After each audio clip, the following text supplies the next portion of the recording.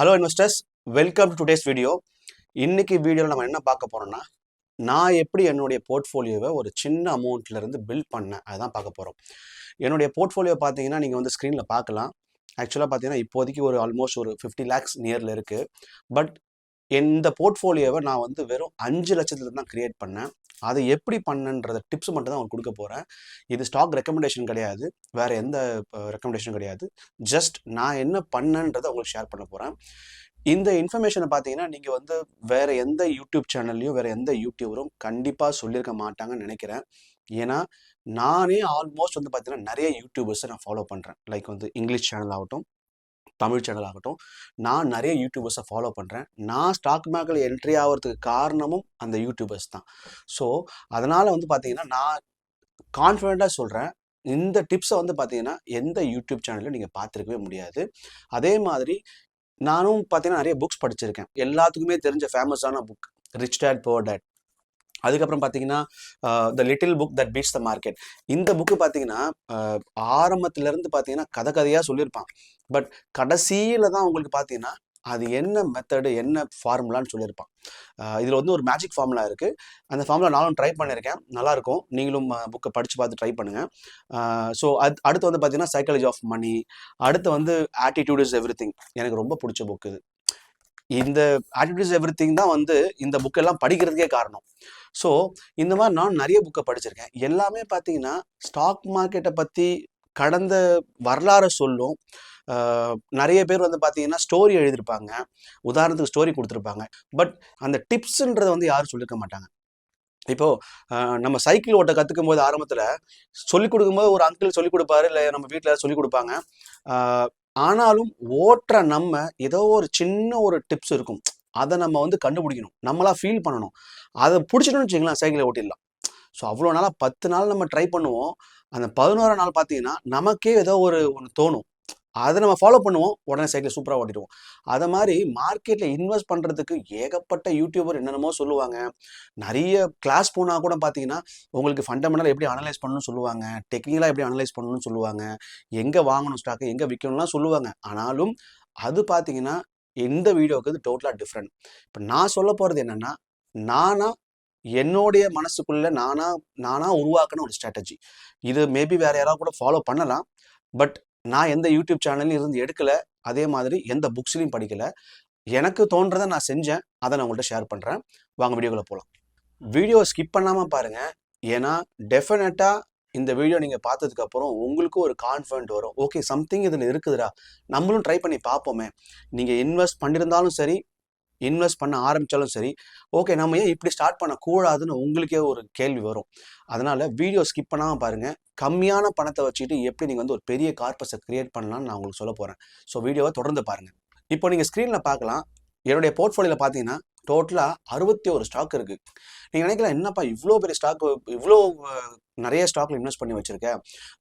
Even Charlie Munger என்ன சொன்னார்னா, ஒரு 4 to 5 ஸ்டாக்லேயே நீங்கள் வந்து பெரிய கோடீஸ்வரன் ஆகிடலாம், எல்லா ஸ்டாக்லையும் போய் இன்வெஸ்ட் பண்ணணும் அவசியம் இல்லை, நமக்கு தேவையானது பணம், அது எங்கேருந்து வந்தானே, எந்த ஸ்டாக்லேருந்து வந்தா என்ன.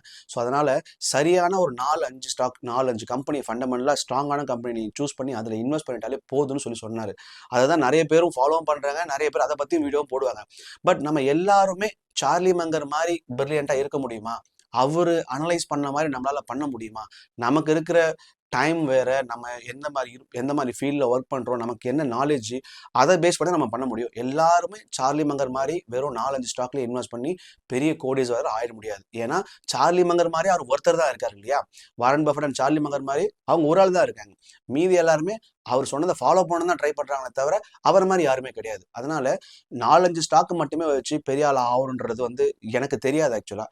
அதனால நான் என்ன பண்ணுவேன்னா, எப்பயுமே எந்த ஒரு கம்பெனி வாங்கினாலும் முதல்ல ஒரே ஒரு யூனிட் தான் வாங்குவேன், ஒரு குவான்டிட்டி தான் வாங்குவேன். அந்த ஒரு குவான்டிட்டி வாங்குறதோட பவர் வந்து உங்களுக்கு இப்போ சொன்னால் புரியாது, அதை நீங்கள் செஞ்சு ஃபீல் பண்ணும்போது தான் புரியும். நான் புரிய வைக்க ட்ரை பண்ணுறேன். ஏன் நான் ஒரு குவான்டிட்டி தான் வாங்குவேன்னா, ஸோ ஒரு குவான்டிட்டின்னு பார்த்தீங்கன்னா இந்தியன் ஸ்டாக் மார்க்கெட்டில் கிட்டத்தட்ட ஒரு 5000 கம்பெனி லிஸ்ட் ஆகிருக்கு. நான் 5000 கம்பெனியும் வாங்க மாட்டேன். அந்த ஒரு குவான்டிட்டி வாங்கினாலும் அந்த ஸ்டாக் வந்து அட்லீஸ்ட் ஒரு நல்ல ஸ்டாக்காக இருக்கும். பேசிக்காக வந்து ஒரு 5 to 10,000 மார்க்கெட் கேபிட்டலாக இருக்கும். மேபி அது மிட் கேப்பாகவும் இருக்கலாம், ஸ்மால் கேப்பாகவும் இருக்கலாம், நிஃப்டி 50 கூட இருக்கலாம். ஆனால் மோஸ்ட் ஆஃப் த டைம் நான் ஸ்மால் கேப் வந்து அவாய்ட் பண்ணுவேன். ஏன்னா அட்லீஸ்ட் நம்ம கேபிட்டல் வந்து சேஃபாக இருக்குன்றதுல நான் வந்து கவனமாக இருந்தேன். ஸோ அதனால் மிட் கேப்பும் நம்ம லார்ஜ் கேப்பும் தான் வந்து என்னோட குறிக்கோளாக இருந்தது, என்னுடைய செலெக்ஷனாக இருந்தது. ஸோ ஃபஸ்ட்டு ஒரே ஒரு குவான்டிட்டி தான் வாங்குவேன். அந்த ஒரு குவான்டிட்டி வாங்கினதுக்கப்புறம் இன்கேஸ் அந்த ஸ்டாக் வந்து ஒரு 15% டவுன் ஆச்சுன்னா அப்போ தான் அந்த ஸ்டாக்ல நான் கவனத்தை செலுத்துவேன். இது ஏன்பா நீ வந்து வாட்ச் லிஸ்ட்லேயே போட்டுக்கல பார்த்து தெரிஞ்சுக்கலாமே அப்படின்னு சொல்லலாம். வாட்ச் லிஸ்ட்டில் பார்த்தீங்கன்னா நீங்கள் வந்து எல்லா ஸ்டாக்கையுமே சரியாக வாட்ச் பண்ண முடியாது. ஜஸ்ட்டு பார்க்கலாம், அது ஜஸ்ட்டு வாட்ச் பண்ணலாம், அதான் வாட்ச் லிஸ்ட். ஆனால் உங்கள் மைண்டில் நிற்காது. பட் நீங்கள் ஒரு குவான்டிட்டியை வாங்கி வச்சு உங்கள் போர்ட்ஃபோலியோவில் இருந்ததுன்னா டெஃபினட்டாக நீங்கள் தூக்கத்தில் எழுப்பி கேட்டாலும் அந்த ஸ்டாக் இன்றைக்கி என்ன ப்ரைஸ் இருக்குதுன்னு சொல்லுவீங்க. அதனால தான் போர்ட்ஃபோலியோவில் இருக்கும்போது மட்டும்தான் அந்த ஸ்டாக்கை வந்து நம்ம சரியாக வாட்ச் பண்ண முடியும். வாட்ச் லிஸ்ட்டில் ஜஸ்ட் வாட்ச் பண்ணுறது தான் அது வாட்ச் லிஸ்ட், ஆனால் ஃபீல் பண்ணுறது கிடையாது. இதுவே நீங்கள் ஒரு குவான்டிட்டி வாங்கி உங்கள் போர்ட்ஃபோலியோவில் சேர்த்துட்டிங்கன்னா அது என்ன ஆகுனா எத்தனை பர்சன்டேஜ் நீங்கள் வாங்கின ப்ரைஸ்லேருந்து டவுனாக இருக்குன்னு காட்டிடும். அப்போது ஒரு 15% கீழே போச்சுன்னா நம்ம இதுக்கான காரணத்தை சர்ச் பண்ண ஆரம்பிச்சிடலாம். நீங்கள் பெருசாக ஃபண்டமெண்டலாக போய் அந்த ஸ்டாக் வந்து அனலைஸ் பண்ணணும் அவசியம் கிடையாது. இப்போ உதாரணத்துக்கு நான் வந்து ஒரு ஸ்டாக் சொல்கிறேன். இந்த ஸ்டாக் வந்து பார்த்தீங்கன்னா கூகுளில் நீங்கள் சர்ச் பண்ணி ஏன் இப்போ கீழே போகுதுன்றது வச்சு தெரிஞ்சுக்கலாம். பெருசாக நீங்கள் அவங்க ஸ்டாக்கோட டீட்டெயிலாக ஃபண்டமெண்டல் அனலைஸ் பண்ணி செக் பண்ணி பார்க்கணுன்னு அவசியம் கிடையாது. கூகுளே உங்களுக்கு சொல்லிடும். ஸோ அப்போ அந்த ஸ்டாக்கில் என்ன பிரச்சனை இருக்குன்னு ஒரு தடவை ஜஸ்ட் ஒரு 10-15 நிமிஷம் டைம் ஸ்பெண்ட் பண்ணி அதை பார்த்தீங்கன்னா பெரிய பிரச்சனை இல்லை. கம்பெனியில் வந்து ப்ராப்ளம் கிடையாது, ப்ராடக்டில் ப்ராப்ளம் கிடையாது, அவங்களோட சேல்ஸில் ப்ராப்ளம் கிடையாது, மேனேஜ்மெண்ட்டில் இஷ்யூ கிடையாது. மேபி மார்க்கெட்டில் இருக்க நியூஸ் காரணமாக, சுச்சுவேஷன் காரணமாக, குளோபல் இஷ்யூஸ் காரணமாக எல்லா ஸ்டாக்கும் கீழே இருக்கும்போது இது கொஞ்சம் அதிகமாக இறங்கியிருக்கு அப்படின்னு நம்ம எதாவது தெரிஞ்சுக்கிட்டோம்னா, இப்போ ஆல்ரெடி 15% மைனஸ் இருக்கிறதுக்கு தான் நம்ம அதை போய் தேடுறோம் இல்லையா? அப்போ அதில் நல்ல ஒரு குவான்டிட்டி இன்வெஸ்ட் பண்ணுவேன். நல்ல ஒரு குவான்டிட்டினா லைக் ஒரு 1 லட்சம் மினிமம் இன்வெஸ்ட் பண்ணுவேன். ஏன்னா நான் வந்து மொத்தமாகவே இந்த ஃபஸ்ட் இன்வெஸ்ட்மெண்ட் 5 லட்சம். அதுக்கப்புறம் போக போக பார்த்தீங்கன்னா நான் வந்து 1 லட்சம் 2 லட்சம் அதிகமாக்கிட்டேன். எப்படின்னா என்ன ப்ராஃபிட்டை புக் பண்ணி வந்த அமௌண்ட்டில் இன்க்ரீஸ் ஆகிட்டேன். இப்போ என்ன பண்ணுவேன், அந்த ஸ்டாக்ல இன்வெஸ்ட் பண்ணேன்னா உதாரணத்துக்கு ஒரு 2 லட்சம் இன்வெஸ்ட் பண்ணுறேன்னு வைங்களேன், இமீடியட்டாக அது டெஃபினட்டாக 15-20% கீழே இருக்கும்பொழுது அது டெஃபினட்டாக 5-10% அட்லீஸ்ட் ஒரு டெட் கேப் பவுன்ஸ்லையாவது அந்த ஸ்டாக் எனக்கு மேலே போகும். நல்லா பாருங்கள், இது எல்லா ஸ்டாக்லையும் நடக்காது. அதாவது நீங்கள் 10 வாங்கினீங்கன்னா கண்டிப்பாக ஒரு 8ல் நடக்கும். அதே மாதிரி ஒரு போர்ட்ஃபோலியோ நீங்கள் வந்து ஒரு 10 ஸ்டாக் வச்சுருந்தா 10 ஸ்டாக் உங்களுக்கு வந்து பெருசாக பர்ஃபார்ம் பண்ணாது, 5-6 தான் பண்ணும். அப்படி பண்ணாலே நீங்கள் பெரிய இன்வெஸ்டர்னு அர்த்தம். ஸோ அதே மாதிரி தான் இதுவும். இதில் பார்த்தீங்கன்னா 10ல் 8 கண்டிப்பாக டெட் கேப், அதாவது அந்த டெட் பால் பவுன்ஸ்னு சொல்கிறாங்க இல்லையா? அப்போ 20 விழுந்தது டெஃபினட்டாக 5-10% ரிட்டர்ன் போகுது. நான் பல தடவை பார்த்துட்டேன். அதையும் நான் வந்து பார்த்தீங்கன்னா நான் ஸ்மால் கேப்பை சொல்லலை, நம்ம பண்ணுறது mid cap and large cap. So என்னது, நாளைக்கே அந்த கம்பெனி வந்து தள்ள துண்டை போட்டு போயிட மாட்டாங்க. அதே மாதிரி ஒரு சின்ன பேசிக் அனலைஸும் பண்ணிட்டு தான் நான் வந்து அந்த ஸ்டாக்ல இறங்குறேன். இந்த மாதிரி நான் இறங்கி தான் ஒரு குவான்டிட்டி வாங்கி அந்த ஸ்டாக் வந்து இன்னும் சொல்லப்போனால் அந்த ஸ்டாக்லாம் நான் இப்போ ஒரு குவான்டிட்டி வாங்கிட்டேன்னு வச்சுங்களேன், அந்த ஸ்டாக்கு கீழே போகணும்னு வேண்டுவேன். ஆக்சுவலாக அதுதான் உண்மை. முட்டாள்தனமாக தான் இருக்கும். அதாவது இதில் வந்து லாஜிக்லாம் பார்த்தா ஒன்றும் பண்ண முடியாது. ஏன்னா நம்ம வந்து பார்த்தீங்கன்னா அந்த அளவுக்கு ஒரு என்ன சொல்கிறது, பெரிய வந்து நாலேஜபிள் பர்சன்ஸ் கிடையாது. ஏன்னா நம்மளுடைய பேக்ரவுண்ட் எல்லாமே நம்ம தமிழ்நாட்டில் நிறைய பேர்லாம் பார்த்தீங்கன்னா இன்ஜினியர், டாக்டர் படிக்கிறது தான் பார்ப்பாங்க. ஃபினான்ஸ் சைடில் படிக்கிறதுக்கு யாருமே இன்ட்ரெஸ்ட் காட்டுறது கிடையாது. அதனால் நமக்கு தெரிஞ்ச அனலைஸ் தான் நம்ம பண்ண முடியும். ஸோ என்ன பண்ணுவேன், இந்த மாதிரி வந்து இறங்கின ஸ்டாக்கை இம்மீடியட்டாக கொஞ்சம் நல்லா இன்வெஸ்ட் பண்ணி 5% 10% வெளியே வந்துடுவேன். நீங்கள் நினைக்கலாம், நீங்கள் இந்த மாதிரி ப்ராஃபிட் புக் பண்ணால் டேக்ஸ் அதிகமாகுமேப்பா, எல்டிசிஜிலாம் இருக்கேப்பா அப்படின்னு சொல்லுவீங்க. பட் அந்த அளவுக்கு நம்ம வந்து பெருசாக ப்ராஃபிட் வந்து கோடியில் நம்ம வந்து பணம் சம்பாதிக்கல டேக்ஸ் அதிகமாக கட்டுறதுக்கு. டேக்ஸ் எல்லாம் மேனேஜ் பண்ணுற அளவுக்கு தான் நம்ம இன்கமே இருக்குது. ஸோ அதனால் ஒன்றும் பெரிய பிரச்சனை இல்லை. ஸோ அதே மாதிரி டேக்ஸை வந்து ரெடியூஸ் பண்ணுறதுக்கும் நிறைய ஆப்ஷன்ஸ் இருக்குது, அதையும் நான் செஞ்சு வச்சுருக்கேன். ஸோ அதனால் வந்து அதை பற்றி நான் கவலைப்படுறதில்ல. அடுத்ததாக பார்த்தீங்கன்னா இன்னொரு ஸ்ட்ராட்டஜி இருக்குது. சரி, அதுக்கு போகிறதுக்கு முன்னாடி நம்ம இதுலேயே உங்களுக்கு ஒரு கேள்வி வரும். இப்போது ஒரு ஸ்டாக்கு நான் ஒரு குவான்டிட்டி வாங்கிட்டேன், அந்த ஸ்டாக்கு இம்மீடியட்டாக வந்து பார்த்தீங்கன்னா ஒரு மாதம் 2 மாதத்தில் பார்த்தீங்கன்னா 10-15% வந்து டவுன் ஆகிடுச்சு. இப்போது நான் வந்து வாங்குறேன், ஒரு 50,000 இல்லை 1 lakh போட்டு வாங்குறேன். பட் நான் வாங்கினதுக்கு அப்புறமும் 15% 10% கீழே போகுது, என்ன செய்யணும் அப்படின்னு நீங்கள் கேட்கலாம். பட் அப்படி நீங்கள் பார்த்தீங்கன்னா அதுலேயும் பார்த்தீங்கன்னா 10 ஸ்டாக்கும் போயிடாது. இதில் ஏதாவது ஒன்று தான் அந்த மாதிரி நடக்கும். ஏன்னா நம்ம என்ட்ரி ஆகிறதே நம்ம வாங்கி வச்ச ஒரு குவான்டிட்டிலேருந்து 15% கீழே விழுந்ததுக்கு அப்புறம் தான் என்ட்ரி ஆகும். இதில் ஸ்ட்ராங்காக இருக்கணுங்க, இதுதான் ஸ்ட்ராட்டஜியே. அப்புறம் இதில் நீங்கள் ஸ்ட்ராங்காக இல்லாமல் நான் 6% கீழே விழும்போதே வாங்கிட்டேன், 10 இல்லை 8 7 நான் வாங்கிட்டேன் அப்படின்னு சொன்னால் இப்போ ஸ்ட்ராட்டஜி நீங்கள் ஃபாலோ பண்ணலாம், ஸ்ட்ராட்டஜி பிரேக் பண்ணுறீங்கன்னு தான் அர்த்தம். அப்போது ஒன்றுமே இல்லை. சம் ஸ்டாக்ஸ் அப்படி நடக்கும், 6-7% கீழே இறங்கிட்டு திடீர்னு பார்த்தீங்கன்னா அந்த 6% வந்து இப்போ ரீச் ஆகும். அப்போ நீங்கள் நினைக்கலாம் 6லேயே அப்பே வாங்கியிருந்தேன்னா நமக்கு இன்னும் கொஞ்சம் கிடைச்சிருக்குமே அப்படின்னு நீங்கள் நினைக்கலாம். அதாவது 6% இப்போ ப்ராஃபிட் எடுத்துக்கலாமே அப்படின்னு நினைக்கலாம். பட் அந்த மாதிரி நினைக்காதீங்க. அதுக்கு தான் நம்ம இவ்வளோ புக்ஸ் எல்லாம் படிக்கிறோம், இவ்வளோ யூடியூப்லாம் நிறைய சேனல்ஸ்லாம் பார்க்குறோம். ஏன்னா அது வந்து ஒரு தற்காலிகமாக தான் சொல்ல முடியாது. எல்லா ஸ்டாக்ஸுமே அப்படி 6-7% இறங்கினோடனே உடனே ஏறுன்னு சொல்ல முடியாது. மார்க்கெட்டோட சுச்சுவேஷனையும் பார்க்கணும். அதாவது அதாவது குளோபல் எக்கனாமியும் பார்க்கணும். குளோபலில் மார்க்கெட்டில் எப்படி பர்ஃபார்ம் பண்ணுது அதெல்லாம் பார்க்கணும். அதனால் 15% கான்ஃபிடண்ட்டாக ஸ்டாண்டர்டாக வச்சுக்கோங்க. எப்போ அந்த ஸ்டாக்கு நீங்கள் வாங்கின ப்ரைஸ்லேருந்து, அதாவது ஒரு குவான்டிட்டி வாங்கின ப்ரைஸ்லேருந்து 15% கீழே இறங்குதோ அப்போது அதில் ஒரு நல்ல மணியை போடுங்க. இதுதான் ஸ்ட்ராட்டஜி. இதை ஃபாலோ பண்ணாமல் பிரேக் பண்ணிங்கன்னா ஒன்றும் பண்ண முடியாது. அதே மாதிரி நான் இன்னொரு ஸ்ட்ராட்டஜியை ஃபாலோ பண்ணுவேன். என்ன பண்ணுவேன்னா, இப்போது ஒரு பர்டிகுலர் ஸ்டாக், உதாரணத்துக்கு டாடா ஸ்டீல் வச்சுக்கோங்களேன். டாடா ஸ்டீல் பார்த்தீங்கன்னா ஒரு 1 lakh நான் இன்வெஸ்ட் பண்ணுறேன்னா 1 lakh வந்து உதாரணமாக ஒரு 100 ரூபாய் ப்ரைஸ் இருக்கும்போது இன்வெஸ்ட் பண்ணியிருக்கேன். அது வந்து ஒரு 120 போயிடுச்சு, அதாவது 20% ப்ராஃபிட் போயிடுச்சு. நான் என்ன பண்ணுவேன், அதில் 50% ப்ராஃபிட்டை புக் பண்ணி வெளியே வருவேன். வெளியே வந்துட்டு அந்த மணியை அப்படியே அந்த ஸ்டாக்குக்கு மட்டும் வச்சுருப்பேன்.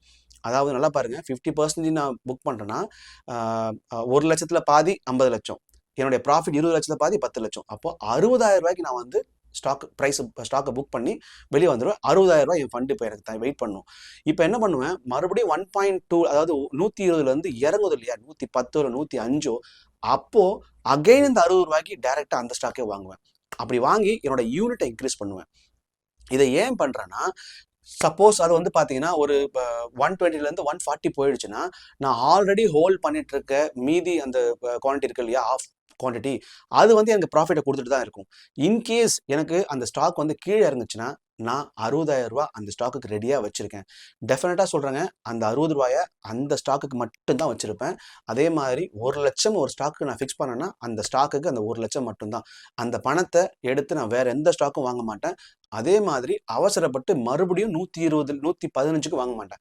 நல்ல ஒரு கம்மியாக வரணும், 105 110 அந்த மாதிரி வரணும். அப்படி வரும்போது நான் 60,000 ரூபாய்க்கு நான் வாங்கும் பொழுது எனக்கு யூனிட்ஸ் நிறைய கிடைக்குது. ஸோ என்னுடைய ப்ராஃபிட் எங்கே போய் உட்காருதுன்னா யூனிட்டாக போய் உட்காருது. அப்போ ஆட்டோமேட்டிக்காக பார்த்தீங்கன்னா எனக்கு டிவிடெண்டோட மணியும் பார்த்தீங்கன்னா இன்க்ரீஸ் ஆகுது. ஸோ இதுதான் என்னோட இன்னொரு ஸ்ட்ராட்டஜி.